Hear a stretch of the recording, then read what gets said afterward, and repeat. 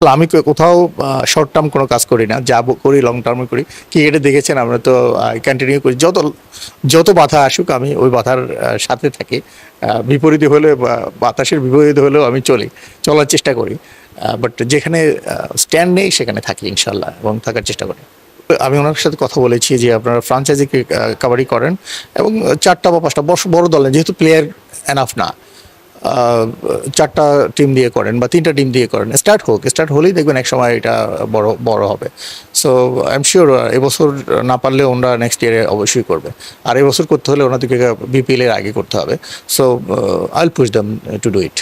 আমি আগ্রহী, I will be there if মহিলাদের কাবাডি প্রো কাবাডি হয় বা ছেলেদেরও হয়, I will be there, no problem, ইনশাআল্লাহ। দেখেন ইন্ডিয়া কাবাডিতে কিন্তু অনেক এগিয়ে গেছে, তারা প্রো কাবাডি খেলছে, lot of things they doing. আমরা এখন 5 নম্বরে রয়েছি, আমরা এটাকে 1 নম্বরে নিয়ে যেতে পারবো।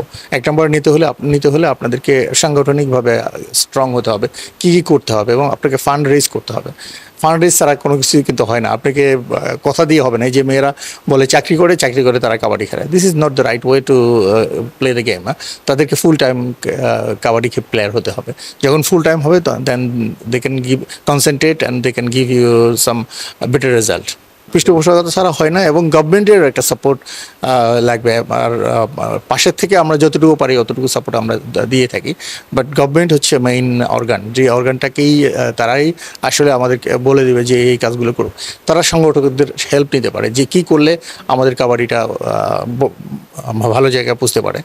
বেসিক্যালি দেখেন, আমি আপনাদের বলেছি যে আমরা আসলে কিন্তু ছোটোবেলা কাবাডি খেলতে খেলতেই বড় হয়েছি, কাবাডি এবং ফুটবল। ক্রিকেট কিন্তু তখন এত জনপ্রিয় ছিল না, এখন না জনপ্রিয় হয়েছে। তো আমাদেরকে কাবাডির উপর যদি আমরা আমাদের ঐতিহ্য ধরে রাখতে চাই, তাহলে আমাদেরকে কাবাডিকে ব্যাক করাতে হবে।